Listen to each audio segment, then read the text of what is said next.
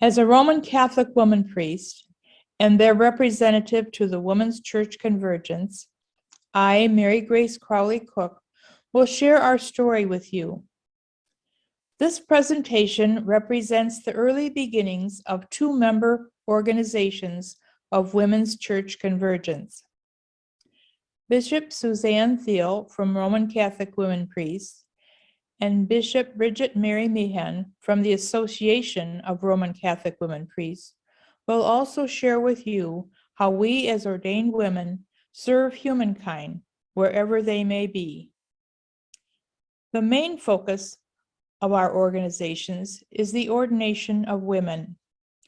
We mainly express our ordination as celebrants in worshiping communities where we have been called to serve.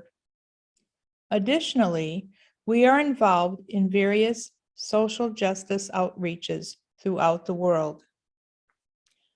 The photos and videos in this presentation reflect persons in various sacramental ministries, including the Sacrament of Presence.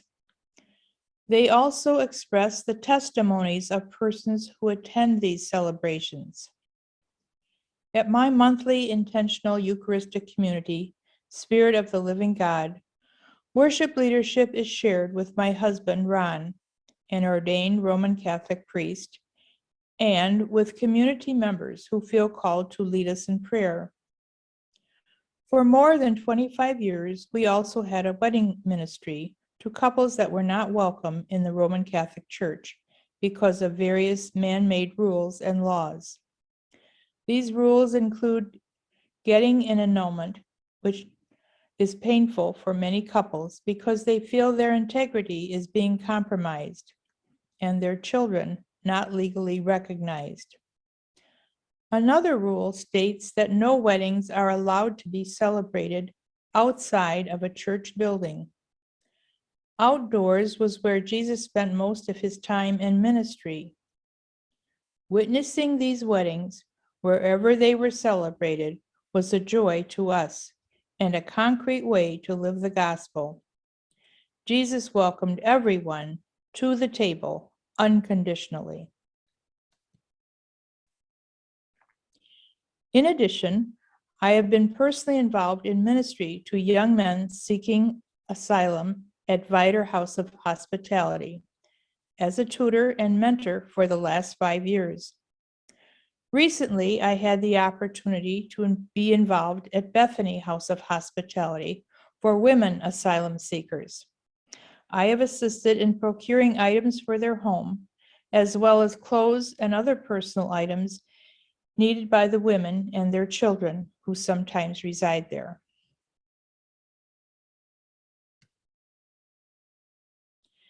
The initiative in the church, known as Roman Catholic Women Priests, began with the ordination of 7 women on the Danube River in 2002.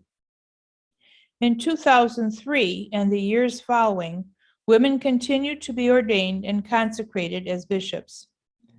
The first North American ordination of women deacons and women priests was held on the St. Lawrence Seaway in Canada in 2005. The first ordinations in the United States occurred in July of 2006. Since the first bold women priests began their ministry, the movement has expanded around the world.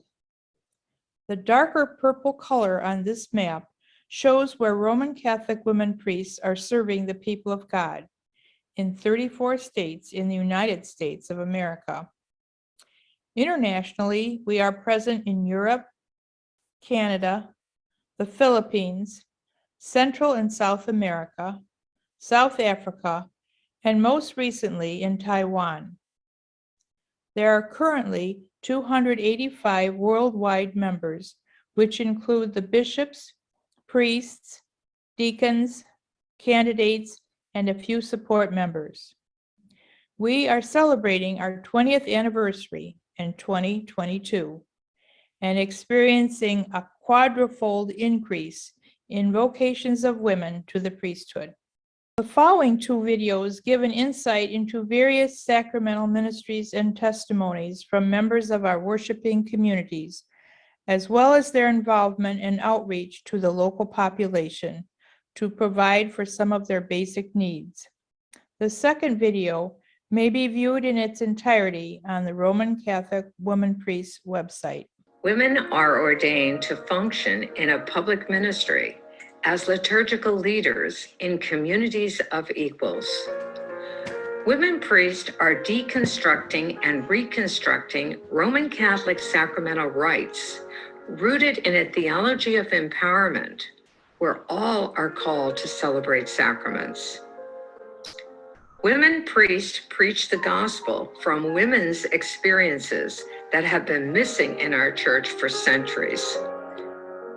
We reject patriarchy's teaching that women do not represent Christ in the same way that men do, which has justified centuries of discrimination.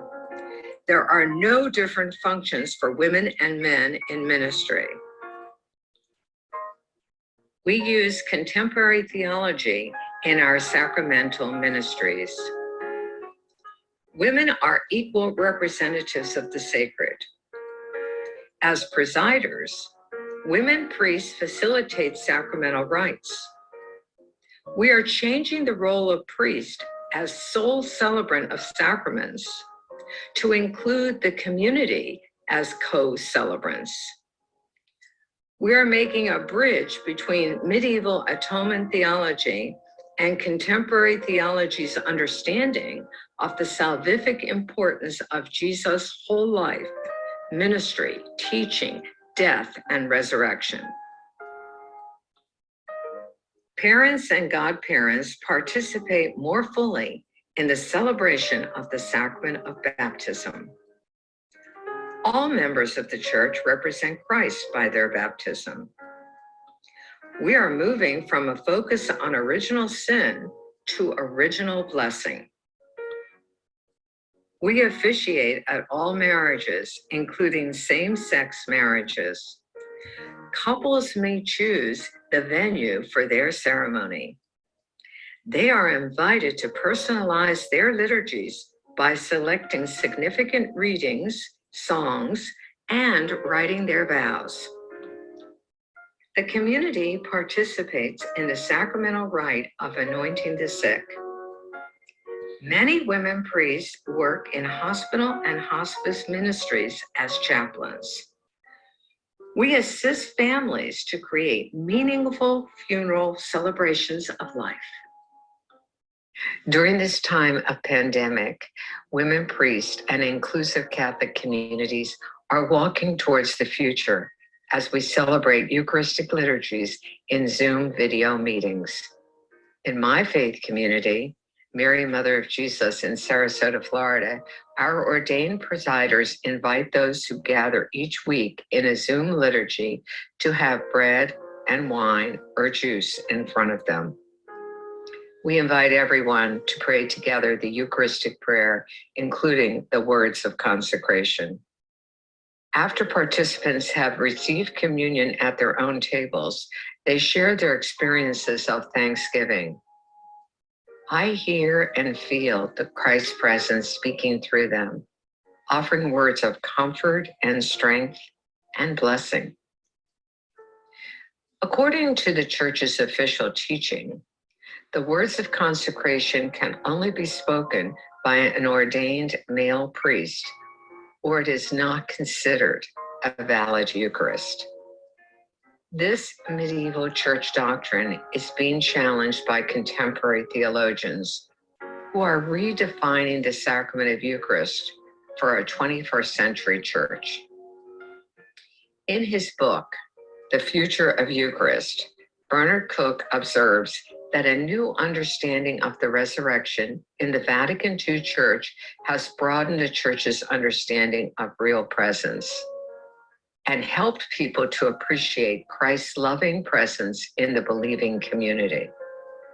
According to Cook, while individuals may have specific functions within the gathered assembly, the entire community performs the Eucharistic action. If this is so, then those gathered are the celebrant of the Eucharist. It is the community that does the Eucharist, not the presider alone.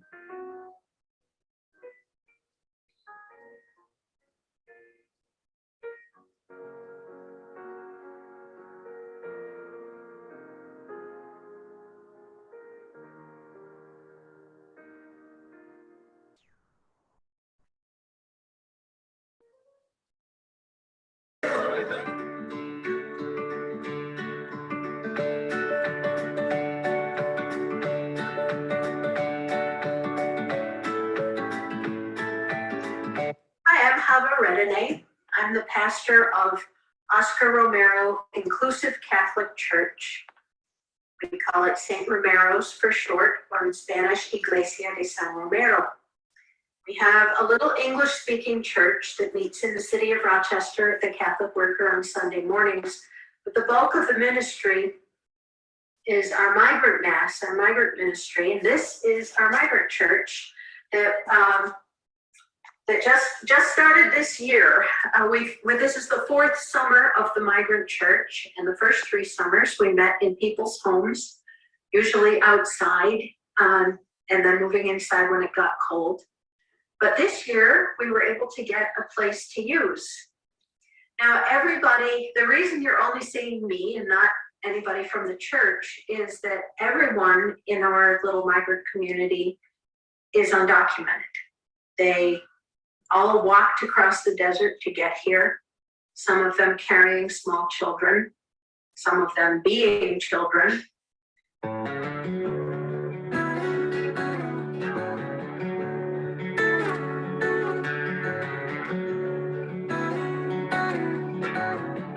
Welcome to Holy Wisdom Inclusive Catholic Community here in Olympia, Washington.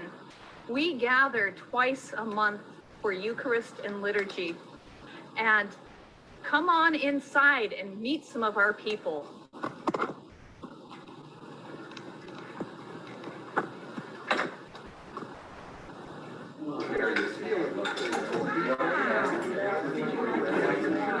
So tell us, why do you come to Holy Wisdom Inclusive Catholic Community rather than to the local parish?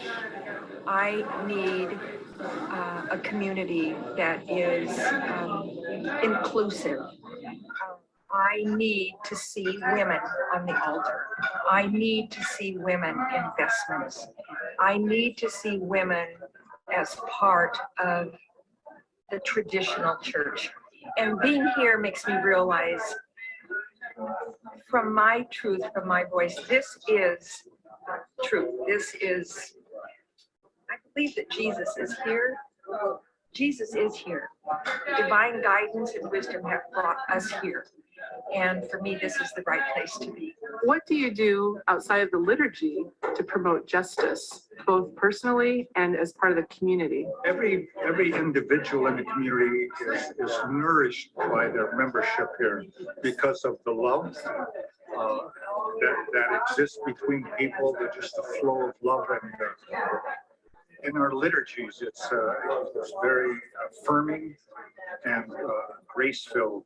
So from that, many individuals here go on to specific things, into working for housing for homeless people, working in areas of mental health, and then corporately, we have a group ministry of running a food kitchen. A couple of our members go to Africa and work with youth and children in Africa. They always bring a lot of art supplies and spend several weeks there every year. Dave, what do you enjoy about Holy Wisdom Inclusive Catholic Community?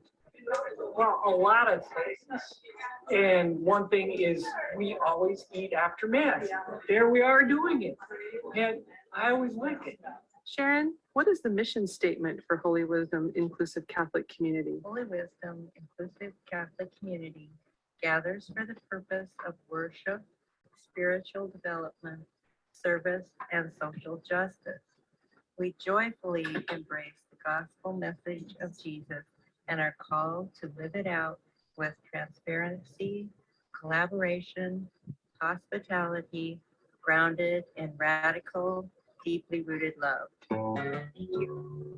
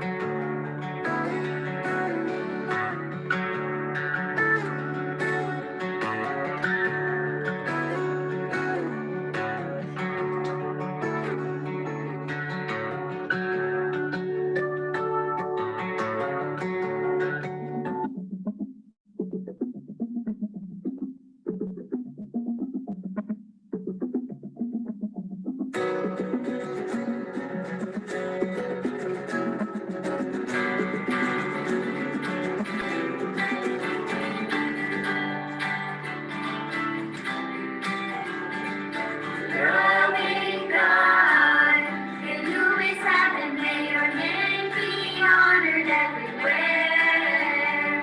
May your kingdom come, may your heart's desire be done in us, by us, and through us. Give us the bread we need to restrain. Forgive us, enable us to be covered. Heal us from all anxiety and fear, for His reign in the power of love, which is our glory forever and ever. Amen. I'd like to undertake our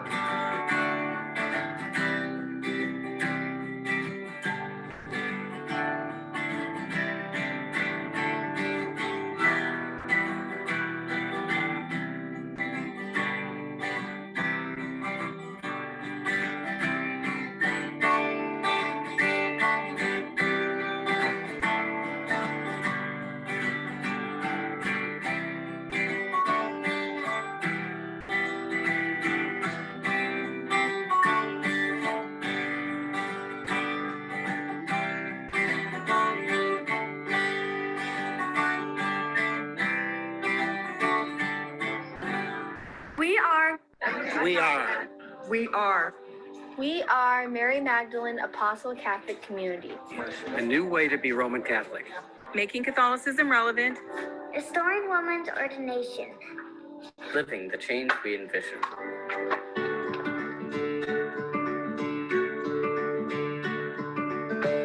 I also wanted you to be aware of a wonderful progressive resource through the efforts of some members of the Association of Roman Catholic Women Priests regarding the development of the People's Catholic Seminary.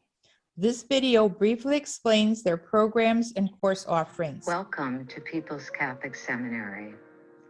People's Catholic Seminary began in 2017 as a seminary without walls and was founded to educate women and men, ordained and non-ordained, in new ways of thinking, attitudes, and values to meet the needs of today's inclusive ministries.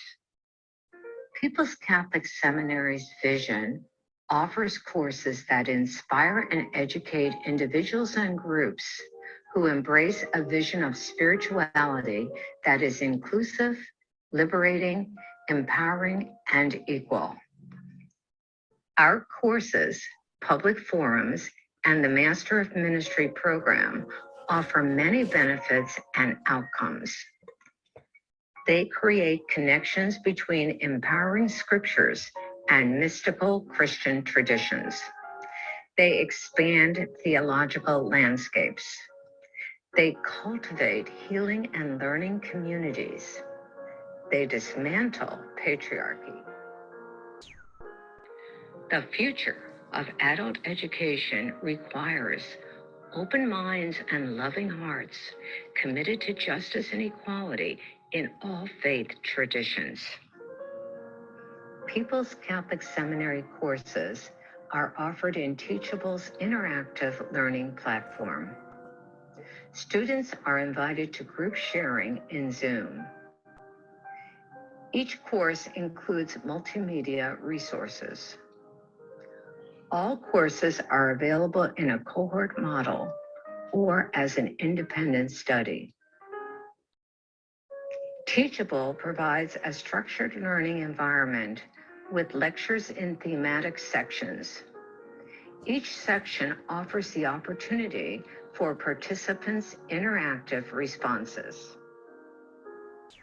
For more information about People's Catholic Seminary, visit our websites, pcsseminary.org and pcsseminary.teachable.com.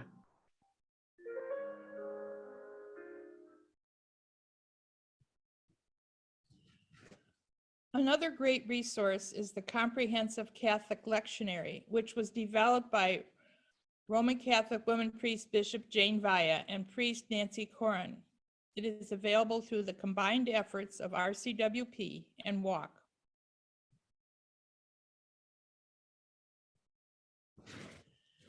Some additional resources are listed here for your information. Please note our worshiping communities are listed on our website under the drop-down box, Worshiping Communities. Many of these liturgies are Zoom or live streamed because of COVID, and all are welcome. We hope this presentation has helped you understand how the Women Priest movement began. Please visit our website for additional information. If there are any questions, we'll take them now.